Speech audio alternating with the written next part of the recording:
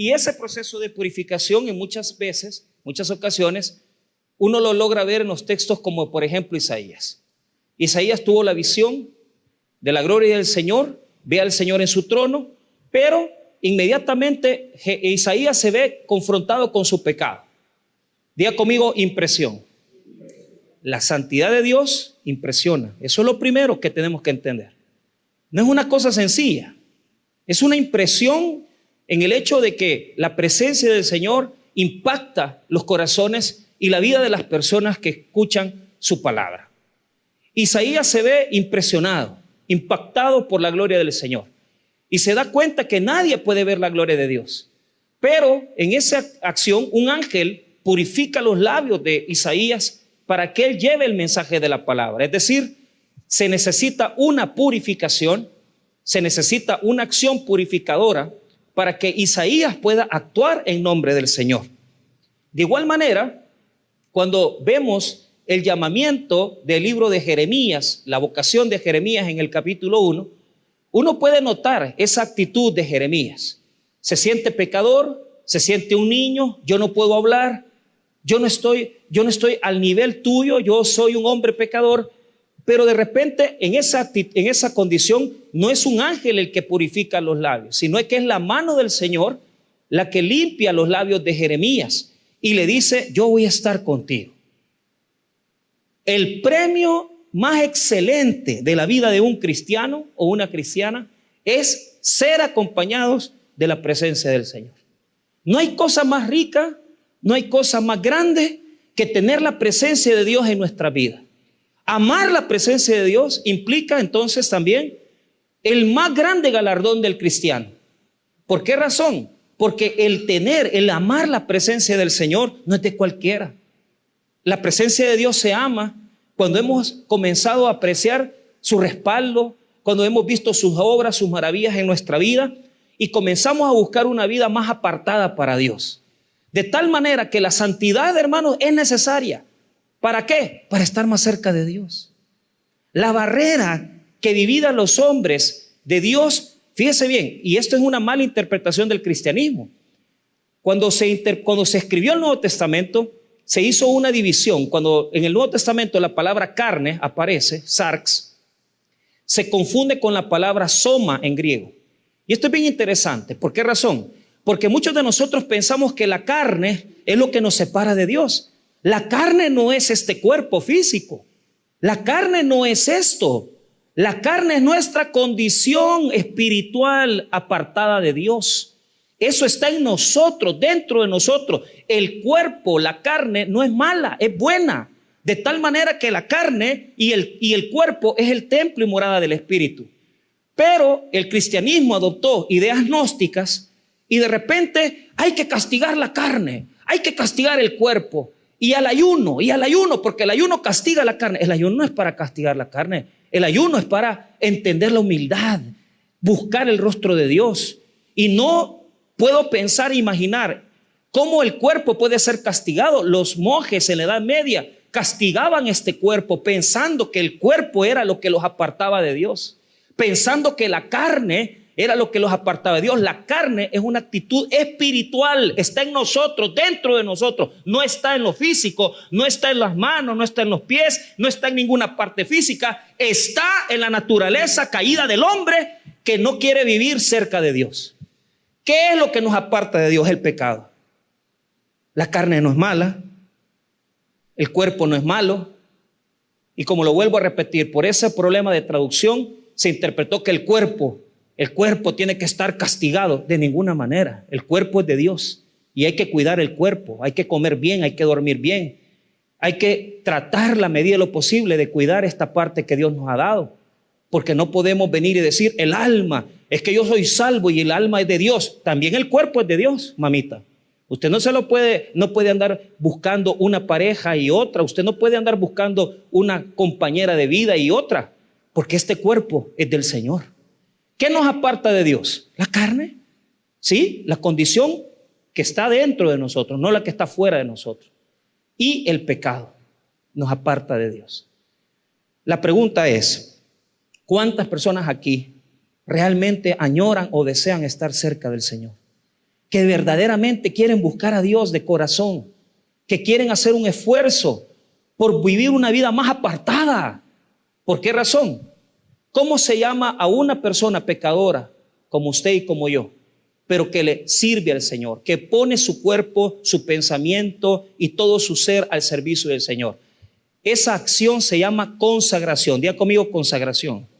La consagración consiste que algo que está entregado al pecado y a la muerte se le pone en las manos al Señor para que lo use, para que sea instrumento de su voluntad.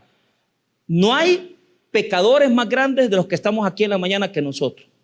Pero cuando Dios nos usa, nos llena de su presencia, porque lo que nos hace ricos a los cristianos no es lo que tenemos en lo material, no es lo que tenemos en la cuenta del banco, sino que es lo que Dios ha depositado en nosotros, lo que tenemos en nuestros corazones es lo que nos hace ricos, que es la presencia del Espíritu Santo de Dios, que es tesoro en vasos de barro. Nosotros somos carne, somos humanos, somos barro, somos débiles, pero la excelencia de Dios es que ha puesto su Hijo en nosotros y el Espíritu Santo habita este cuerpo que tiene un destino, que tiene una muerte, y por eso la riqueza del hombre es lo que tiene en su corazón, en su espíritu.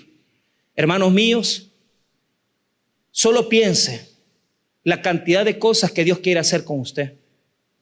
Solo piense la cantidad de dones que Dios ha entregado en su vida, que tal vez lo quiere orando, lo quiere ver intercediendo, hermano, por gente enferma, personas que están aquí y que Dios podría hacer con sus vidas grandes cosas si solamente hacen algo. Diga conmigo, purificación. La acción de consagrar es poner un instrumento sucio para que Dios lo use. ¿Cuál es el requisito de la consagración? Aunque yo sé que soy pecador, yo me purifico para que el Señor pueda usarme mucho mejor como vaso limpio. Hay muchas cosas que un pastor no puede hacer. Una de las cosas que yo no puedo hacer en mi vida es dedicarme al pecado. Porque entonces, ¿con qué autoridad les vengo a hablar a ustedes el domingo? Si yo quiero tener una vida más apartada para Dios, tengo que abstenerme de las malas palabras. Tengo que abstenerme de dedicarme 4 horas a ver televisión, Netflix o el celular. Yo no puedo estar clavado ahí 5 horas perdiendo mi tiempo. ¿Por qué? Porque esas cosas me roban mi vida con Dios. Me roban mi espiritualidad.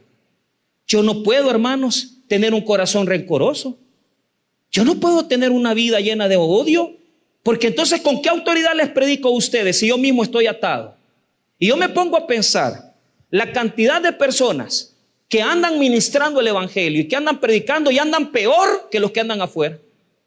En lugar de estar mejor ellos, con mejor dignidad, con mayor autoridad, andan en pecado y quieren ministrar la vida de gente que también andan en pecado. Lo que Dios quiere es que nos purifiquemos. La primera carta de Juan habla acerca de que tenemos que buscar la purificación. El hecho que la sangre de Cristo nos perdone los pecados no quiere decir que no tenemos que buscar una vida de purificación. ¿Y qué significa esa vida de purificación? Abstenernos, luchar. Vamos a tener una lucha con nuestros ojos. Vamos a tener una lucha con nuestros deseos del corazón. Vamos a tener una lucha con las cuestiones pecaminosas, pero algo les voy a saber decir. Dios quiere bendecir a su pueblo, pero necesita que su pueblo busque su rostro y que busquemos una vida más apartada para Él. No se puede, hermanos. No se puede vivir acostándose y abrazando el pecado y sirviéndole al Señor. Miren. Es bien interesante esto, pero en este texto que les quiero comentar, aparece el mundo espiritual. Diga conmigo, el mundo espiritual. Cada vez que aparece en la Biblia el mundo espiritual, siempre hay un contraste entre el mundo de la tierra, el mundo terrenal y el mundo celestial.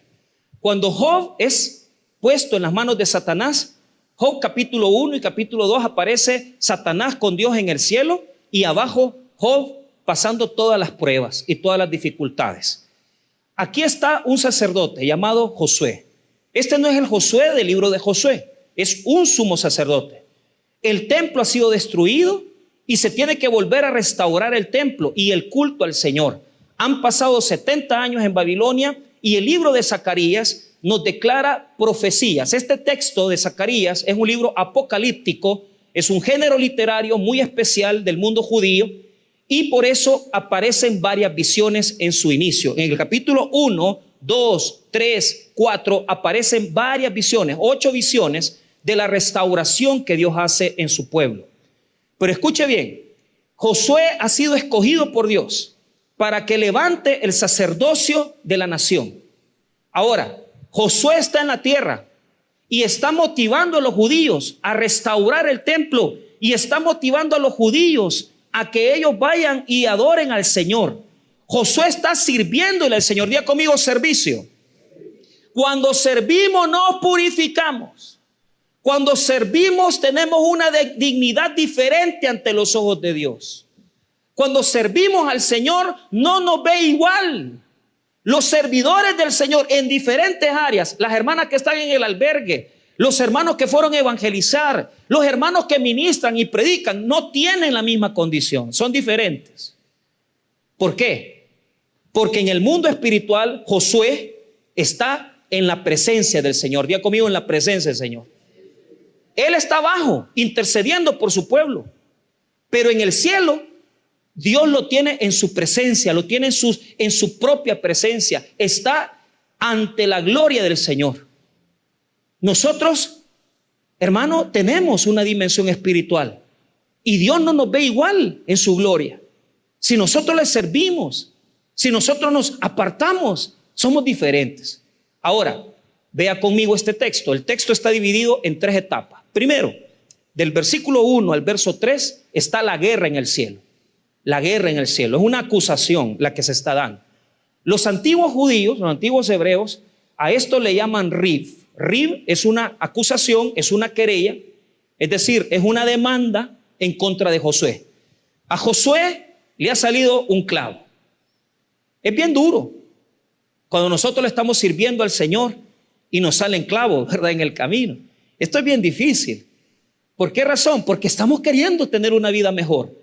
Estamos queriendo servirle al Señor, pero a Satanás no le conviene que avance el reino.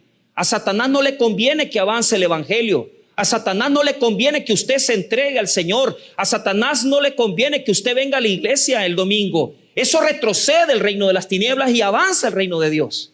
Entonces, Josué está en el cielo, en el mundo espiritual, y frente a Josué tenemos 2 personajes. El ángel del Señor, el ángel de Jehová, y tenemos a Satanás. Satanás, el nombre Satanás significa adversario. No es un nombre propio. Adversario quiere decir Satán, el que se opone. En este texto, Satanás está presentando una demanda en contra del sacerdote Josué. Y lo que quiere hacer es retroceder la obra.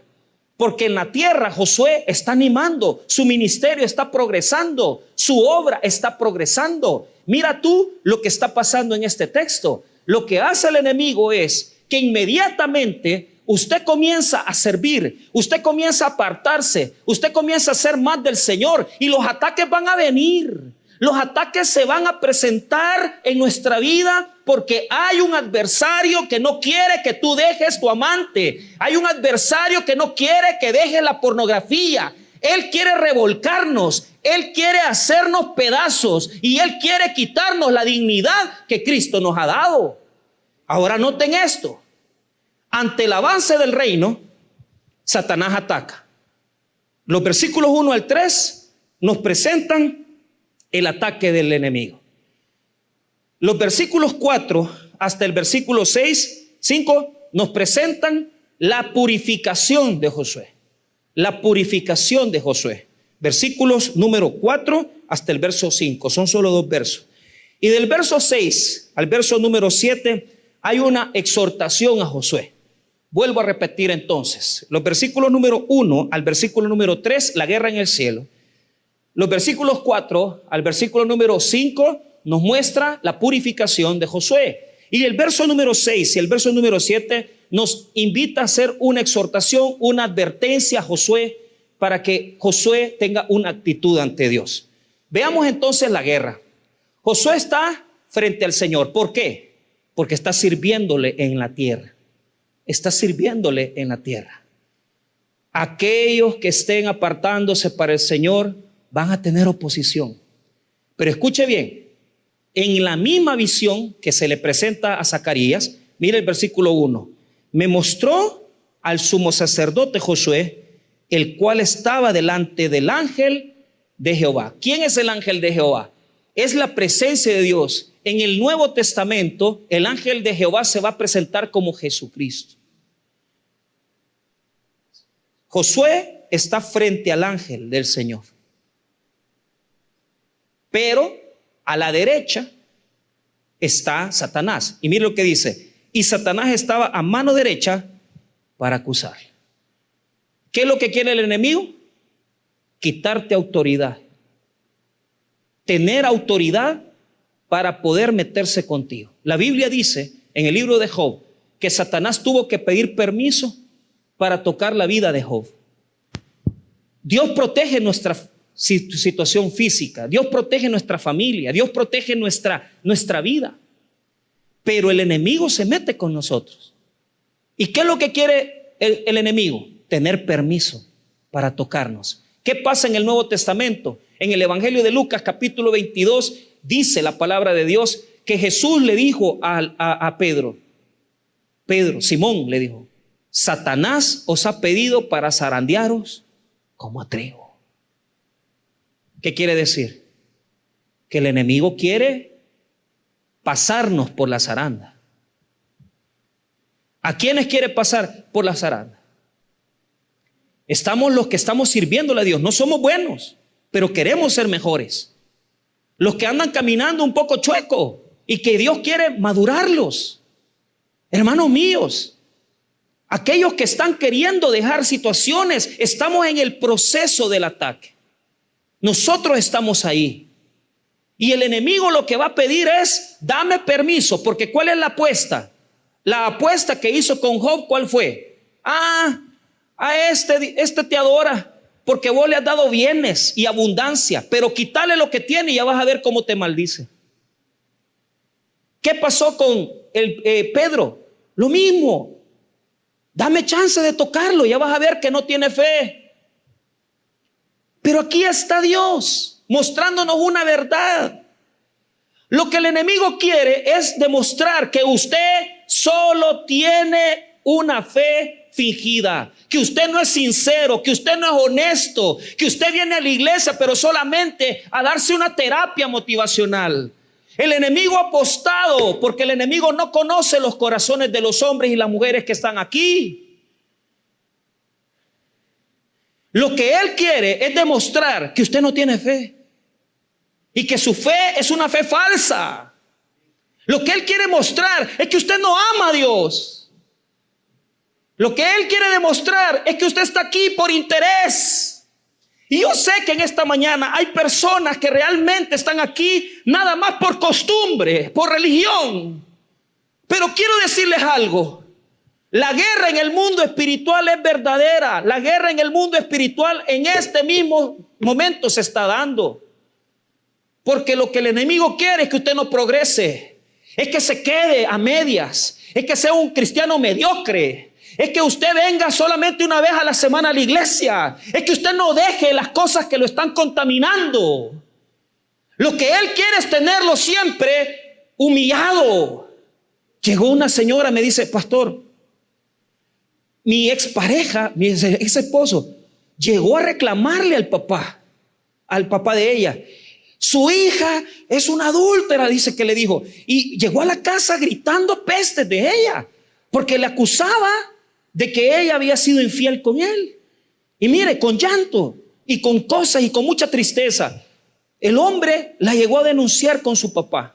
Pero me dijo ella, mire pastor, le voy a decir algo de todo corazón. A mí lo que más me entristeció es que él me desnudara ante mi papá. Porque imagínense ustedes que son padres igual que yo, que nos vengan a decir las fechorías de nuestros hijos.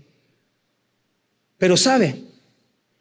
Ella entendió claramente que esas cosas son cosas del enemigo.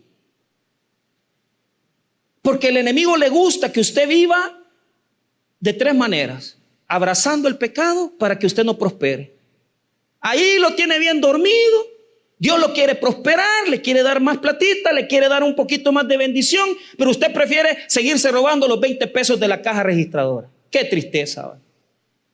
Aquí hay hermanitos, a mí me da mucha tristeza, perdónenme que se lo diga, que se les da la confianza y van a dedos de seda, 10 bolas, 15 bolas.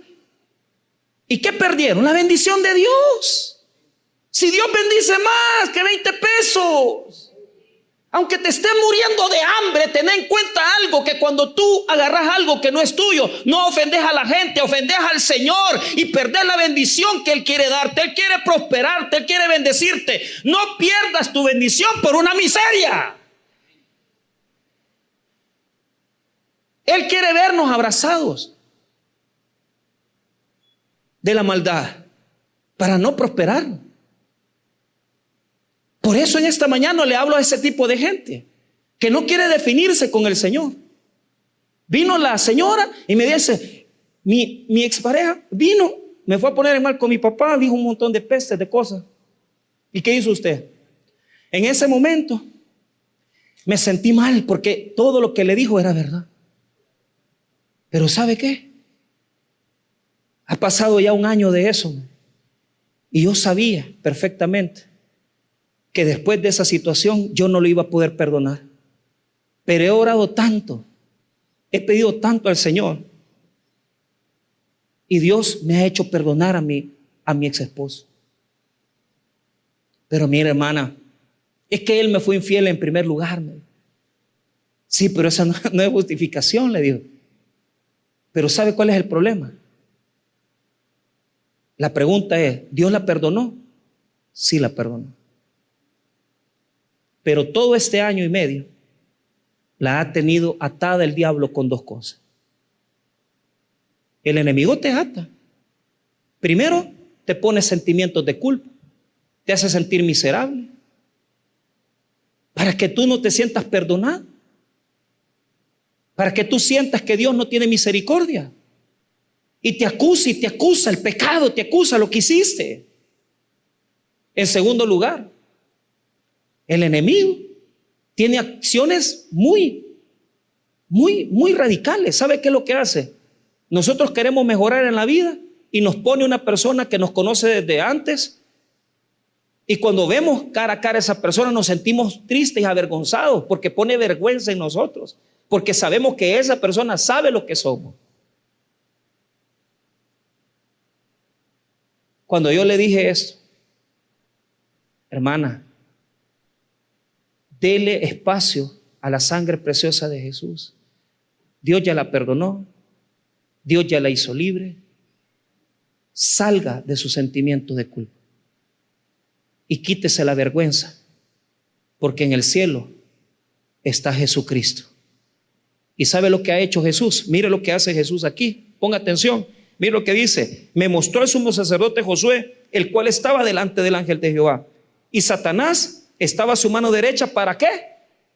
Ya tenía todos los delitos, todos los pecados. Mira, este se robó este dinero, este agarró tal cosa, este tiene resentimiento y rencor en contra de alguien.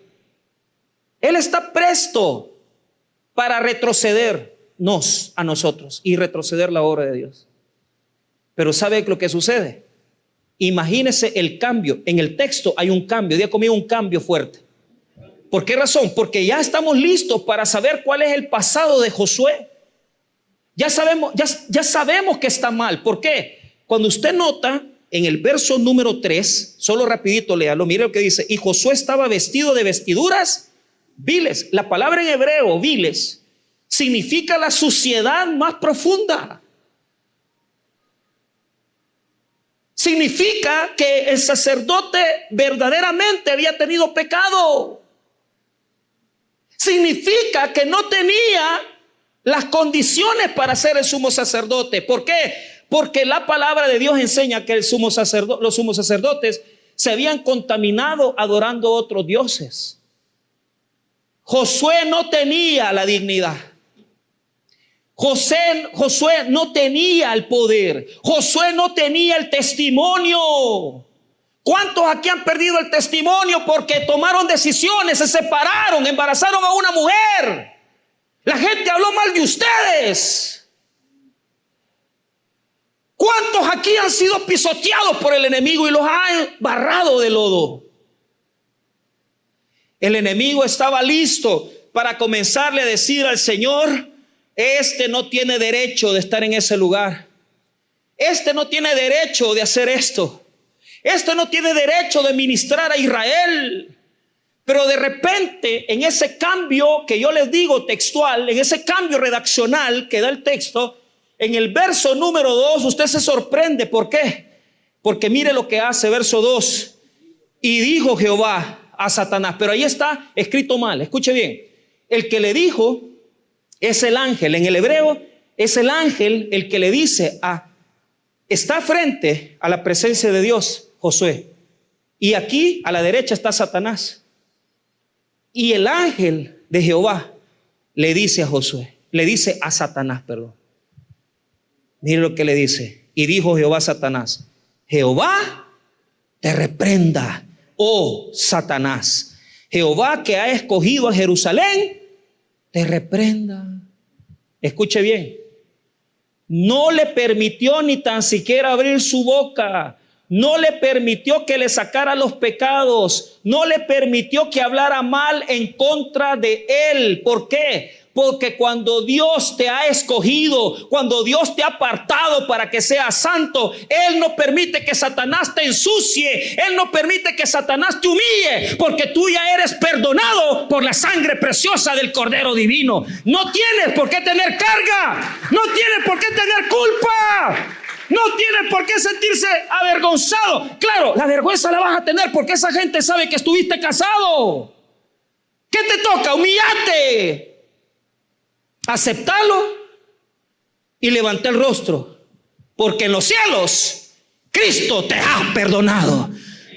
Y Dios no puede ver el pecado de los perdonados, porque cuando Dios nos ve, toda la teología del siglo XX nos enseñó que la justificación en inglés es mucho más bonita, porque justificación en español es justificación, pero en inglés, en la Biblia americana, la más popular de todas, la King James, dice right stand, parado rectamente. El enemigo te ve como antes eras. El enemigo te ve como el borracho. El enemigo te ve como la mujer que no podía dominar su corazón. El enemigo te ve en el lodo, pero Cristo te ve parado. El Señor te ve recto ante sus ojos, porque Él no ve tu pecado, sino que ve la santidad y la justicia de Jesucristo que te ha sido dada por el perdón de los pecados. Ya no eres un pecador, eres un salvo, un hombre, una mujer perdonada por la sangre de Cristo. Ya no sufras más. Ya no sufras más. No tienes que andarle contando tu pasado a nadie.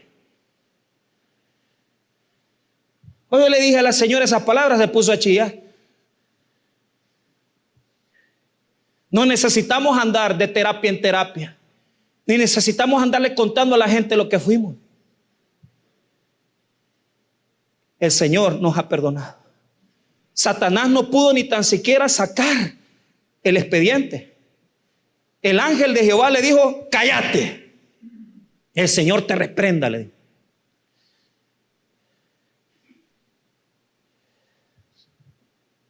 Pero aún así Dios nos conoce. Diga conmigo: Dios nos conoce. Él sabe lo que somos. Y por esa razón no podemos engañarle tampoco. O sea, yo no les vengo a decir sea un pecador sin vergüenza. Yo no les vengo a decir sea una pecadora sin vergüenza. Lo que le vengo a decir es lo siguiente: vale la pena apartarse para Dios, porque honramos el sacrificio que Jesús ha hecho por nosotros, porque Él nos defiende, Pero el enemigo le gusta ver a la gente a medias. Al enemigo le gusta ver gente no comprometida. Al enemigo le gusta ver gente atada. Fíjense que oí la predicación de un predicador americano. Yo solo se los comento, yo no, pero es bien interesante. Dice que él ve el mundo espiritual. Yo no sé de eso. Como les he dicho, no he tenido muchas experiencias de estas, pero dice que estaba predicando y que cuando él estaba ya haciendo el llamado a recibir al Señor, veía un demonio en la cabeza de las personas. O sea, el demonio se había parado en la cabeza de ellos. Yo no es que esté viendo demonios en la cabeza de nadie. Pero me pareció interesante la ilustración. ¿Por qué? Porque muchas veces esos demonios están entorpeciéndonos y no nos permiten. Pablo dice que el enemigo ha puesto prácticamente una ceguera. No nos permite abrir los ojos. Y probablemente alguno aquí en esta mañana está en esa ceguera. Y el mundo espiritual lo está llevando a eso, porque tu influencia con el mundo del mal es tan fuerte, estás tan dominado, que no te das cuenta que el Señor te anda buscando, que el Señor te está llamando y que tú estás rechazando el mensaje de la palabra de Dios. ¿Cuántos aquí tendrán un mundo, una guerra, que el enemigo los quiere tener mediocres, poniéndole $100 a tu amante y $100 a tu esposa? Porque la mayor acción, mire, si hay una cosa que Dios detesta es la mediocridad. ¿Qué le dijo a la iglesia en el Apocalipsis? ¿Qué les habló? Por cuanto no eres ni frío, sino que eres tibio.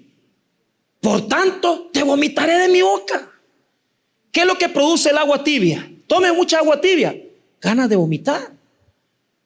La tibieza es la mayor acción que provoca el enemigo en la vida de las personas, para que a través de la mediocridad la persona no se comprometa, la persona viva siempre en ese mundo de la mitad, a mitad los cultos, a la mitad la adoración, a la mitad mi compromiso, a la mitad mi fidelidad. Pero ¿cuál es el problema? ¿Por qué Dios detesta la mediocridad? Porque a Dios o lo amás o no lo amás.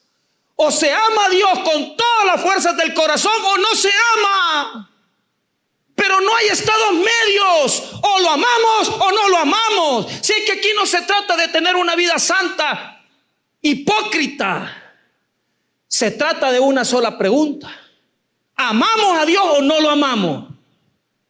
¿Amamos a Dios o no lo amamos? Porque si lo amamos, nos vamos a purificar para Él. Pero si no lo amamos, lo vamos a pisotear.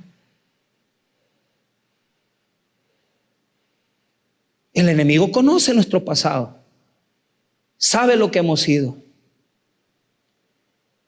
Y yo les he contado eso, que cuando papá Romeo iba a orar por endemoniados, él nos llamaba a nosotros. Bien, el papá Romeo tenía su escritorio frente al escritorio mío, allá en la central.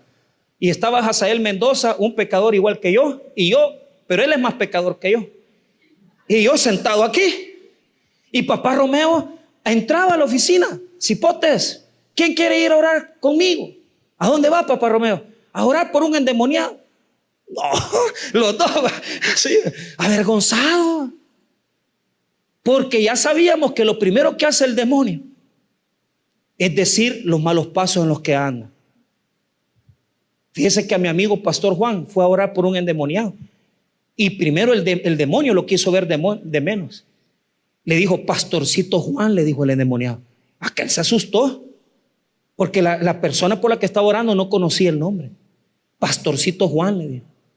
Pero de repente él comenzó, se achicó, porque él sintió que no era digno. Pero comenzó a orar y dijo, Señor, dame tu respaldo. Y dice que sintió que como que lo abrazaron por la espalda. Y fíjese que la persona fue liberada de demonios. Es que muchas veces no lo vemos.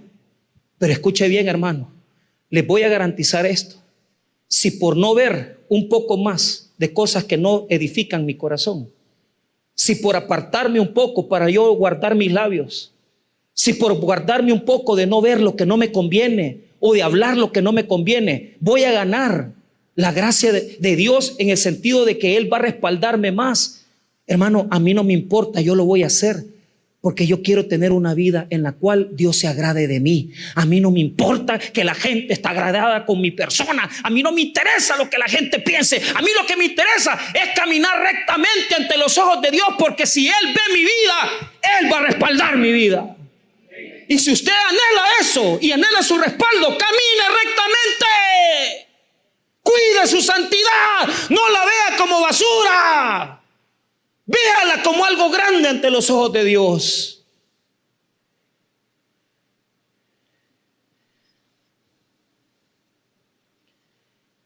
Y en ese momento vemos algo.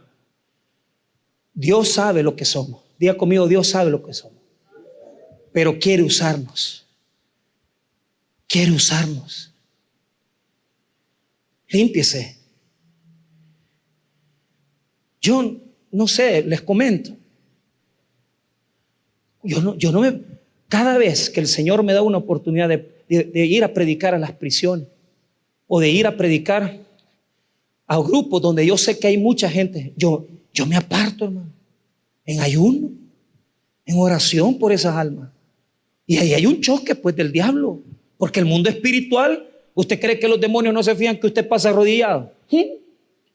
¿Usted cree que si son ángeles y los ángeles ven lo que hacemos los hombres?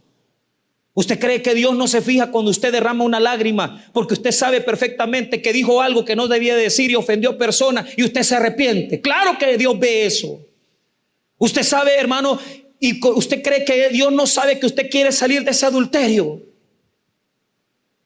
Usted no sabe, hermano, que Dios está consciente que usted quiere dejar de vivir con la pareja con la que está viviendo para casarse legalmente y ya dejar de estar en ese desorden. Dios sabe, pues.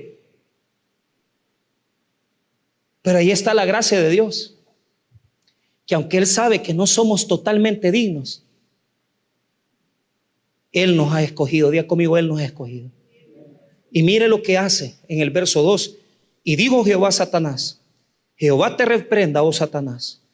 Jehová, que ha escogido a Jerusalén, te reprenda. 3. Y Josué estaba vestido de vestiduras viles y estaba delante del ángel. Ahora, note lo siguiente. Ya Dios está consciente que estamos sucios, que tenemos pecado, tenemos un pasado. Pero todo ese pasado nos puede servir para hacer algo bueno. Porque Dios, de todas nuestras malas experiencias, hace cosas buenas. No te avergüences de lo que fuiste. Ya lo hiciste, ya pasaste eso. Es parte de tu pasado, es parte de tu vida, es parte de tu existencia. No te sientas mal. Ahora vea lo que Dios hace. Mire lo que dice este versículo. En el verso número 2, en la última parte, la pregunta que hace Dios: ¿no es este un tizón arrebatado del incendio? Josué era un tizón arrebatado. ¿Por qué? Porque escuche bien, todo el sacerdocio estaba destinado a la destrucción. Era una casa en un incendio. Y Dios sacó a un tizoncito. Usted sabe cómo es el tizón. Es un pedacito de madera que no se ha terminado de quemar. Todavía echa llamas. Y Dios sabe que Josué es un tizoncito arrebatado. ¿Acaso sus casas, sus hogares, hermanos, la mayoría de nuestras casas no estaban destinadas al fracaso? Yo le quiero decir lo que en mi familia ha habido. Un alcoholismo galopante de generación tras generación. Divorcio tras divorcio. Todo eso acompañaba a mi familia. Hombres que no han podido estar con una sola mujer en un solo matrimonio. Y mucha de ese alcoholismo se ha pasado. Porque cuando nosotros hemos caído en esas situaciones de condenación. Eso se transmite a nuestros hijos porque nos ven tomando, nos ven ese mal ejemplo. Y cuando el evangelio llegó a mi casa a través de mi papá, que escuchó por primera vez el evangelio en la radio bautista, y se comenzaron a congregar en el tabernáculo en el año 96, Dios ya sabía que me iba a llamar a mí. Y yo siempre he bromeado con eso, porque mi papá era católico y todo, pero me puso ese nombre, Jafet, el hijo de Noé. Y Josué, sí, solo por ponerlo, es decir, le gustó ese nombre, agarró la Biblia y lo puso. Pero ¿qué es lo que quiero decirles? En mi familia, desde que nosotros nos convertimos, comenzó a convertirse otra gente, otra familia, otros primos.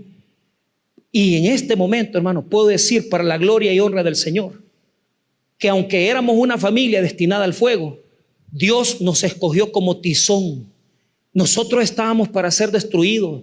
Nosotros estábamos para no existir. Nosotros estábamos para ser consumidos por el fuego. Pero Cristo nos tomó del fuego ardiente y nos apartó. Y desde que comenzó a salvar, mi papá fue el primero, después mi mamá, después nosotros, después mis tíos, después mis primos. Y para la gloria y honra del Señor, tenemos servidores de Dios, tenemos pastores en la familia. Porque cuando Dios escoge a alguien, no es porque usted es bueno, no es porque usted tiene mérito, no es porque su familia solo es gente de buen apellido, de buena alcurnia. Es porque su misericordia alcanzó el tizón arrebatado del fuego y lo tomó en sus manos, porque Él quiere usarte para servirle, para usarte y para que prediques el evangelio de Jesucristo.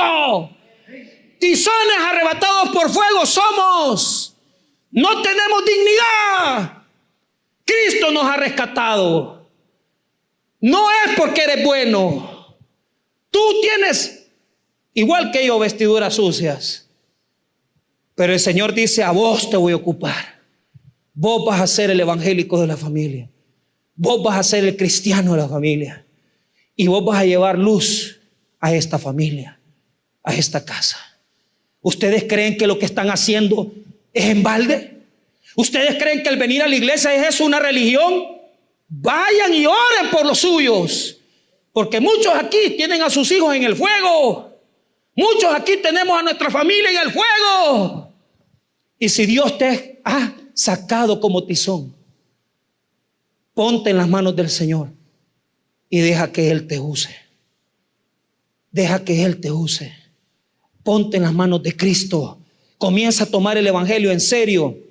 Y comienza a entender que esta es una lucha espiritual que te llevaba en condenación al infierno y que Dios te ha rescatado de las llamas del infierno.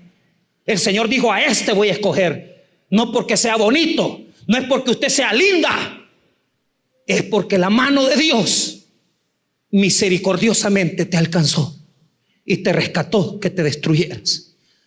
Y por eso cuando oigo esa alabanza, no sé qué haría yo sin ti. Esa otra alabanza, ¿dónde estaría yo? La de Jesús Adrián Romero, la primera es de Dani Berrío, la segunda, ¿dónde estaría yo si no me hubieras alcanzado? Hermano, yo quiero decirle donde yo estuviera, muerto o preso. Mis amigos de la juventud, 3 de mis grandes amigos, muertos. Y solo los más malías, los que nos dedicamos a acercarnos al Señor. Mi amigo Nay, mi primo Alex, ahora semejantes pecadores con gran pasado turbulento. Si hermano, si yo creo que cuando el Señor le presente a Satanás mi récord, porque hermano, da vergüenza el récord del pastor Michael, da vergüenza el récord del pastor, del siervo de Dios. Pero mire, una vez que nos convertimos nosotros, la semilla fue a mis amigos. Y ahora, Nay, Ricardo y Alex, pastores del evangelio de Jesucristo. Los más perdidos de la colonia, lo que nadie daba un 5. Dios dio lo más rico y lo más lindo, que es la sangre preciosa de su Hijo. Y nos sacó del incendio y nos puso en sus manos y dijo: como tizón ardiente te tengo en mis manos. Y aquellos que nadie daba nada por ellos, ahora somos siervos del Dios Altísimo. y nos ha puesto en una dignidad, porque óigame bien, usted ya no es aquel. ¿Dónde estaba el siervo Josué? En la presencia del Señor. No somos iguales, hermano. Hoy estamos sirviéndole al Señor y Él nos tiene en otra dignidad. Tal vez no tenemos grandes riquezas, no tenemos grandes famas, pero una cosa sí sabemos, que nuestros nombres están escritos en la gloria. Y por eso nos alegramos en esta mañana, porque tal vez no tenemos grandes propiedades, pero lo más grande lo tenemos, que es que el nombre de nosotros está escrito en la gloria. Apartémonos para Dios y limpiémonos. El sacerdote fue limpio. Del verso 4 al 6 nos dice el texto que le fue puesta vestiduras nuevas y le pusieron una mitra. Le pusieron una mitra en su cabeza. Y la mitra en el Antiguo Testamento, en el libro de Éxodo, dice santidad a Jehová. ¿Acaso Dios no va a recompensar el camino de los que caminen rectamente? ¿Acaso Dios no va a bendecirte si te apartas de las cosas que no te dejan prosperar? En esta mañana veamos cómo Dios revisa nuestros corazones. Y si tú sabes que no estás viviendo rectamente, dile al Señor en esta mañana: Señor, no te prometo hacer grandes cosas, pero una cosa voy a hacer esta semana. Voy a apartarme para ti. Quiero ser más de ti. Y quiero cada día de mi vida tener temor de Dios y respetar tu presencia en mi vida. No te llenes de culpa, ni te llenes tampoco de vergüenza. Cristo te ha perdonado en este día. Vamos a orar. Padre, te bendecimos, te damos las gracias.